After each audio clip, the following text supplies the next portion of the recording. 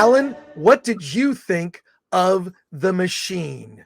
Let's put it this way: if you're not a fan of Brett Kreischer, But no, it's Bert Kreischer. Bert again. So I revealed that I'm not a fan of Bert Kreischer. If you're not a fan of his, this movie is probably a pass. And I felt like, let's put it this way: in the screening I went to, as the movie started, a fat guy in front of me stood up and took his shirt off. Wait, really? Yeah, and the whole audience just applauded. I'm like, I don't, I suppose my understanding, I don't know anything about the backstory of this, but he tells a story of during his college days being hooked up with the Russian mafia, and this is kind of what is it? 30 years later, he goes back and it's. Like I said, I'm sure if you're a Bert Kreischer fan, you're gonna like this movie. First of all, I love Bert Kreischer. Okay. Bert Kreischer, he's got comedy specials on Netflix where he basically does the entire show shirtless. Yes. Bert Kreischer is hysterical. Apparently this story is a real story. The story, the movie. Well, the story, it's the story in college is real. I seriously doubt this story is real. Right, that's exactly right. So the story of him having this wild experience in college is real, but the concept is that his dad doesn't believe him, and then it kind of comes back. It comes back to quote haunt him. Yeah. But by the way, I know Bert Kreischer. I've appeared on Bert Kreischer's podcast. I went to his house and recorded an episode, and the reason I know Bert Kreischer is because I was on a TV show called The X Show. It was my first experience being on television, was being on The X Show. I did a segment called The Gory Details.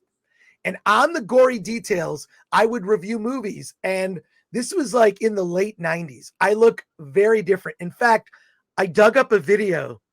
I found a video of me on The X Show. Should we show this video? Yeah, sure. Finish your review and this is a treat. This is a treat for everyone who stuck around. We did a long show today. The treat is I'm going to show a best of The Gory Details. You're about to see it. And I don't know what to tell you about it.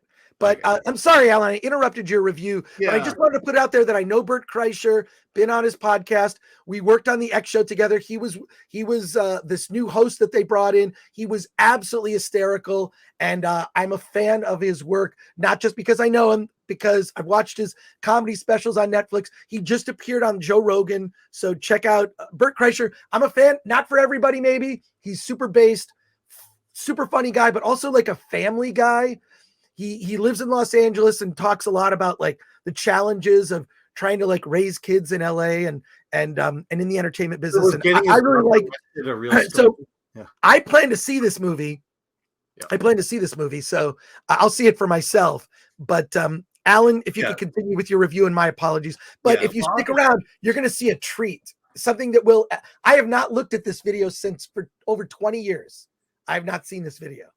Yeah. So a little found footage. I'll just say I was a little bit lost in this story just because I don't know the guy. I don't know, I suppose there's a lot of inside stuff, but he does go to Russia, involved in the Russian mob, because he has to get a watch back. A lot of comedic violence, a lot of blood, a lot of, basically comedy gore. I'll say it that way. And so I was not fully sold on it. I think some of the family stuff was good.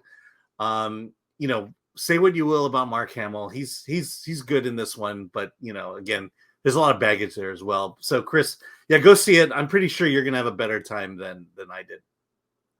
All right. So what would you give it in terms of a number rating out of 10? Oh gosh. I'd say a 5 or 6. It's good, but I don't know that I would watch it again. But maybe if I become a fan of his, like I said, I think the built-in fandom is his fans, and I think that's who it's going to appeal to. Yeah. All right. I've not seen it. But by the way, was the story about him getting his daughter arrested? Is that a true story, and then live streaming it?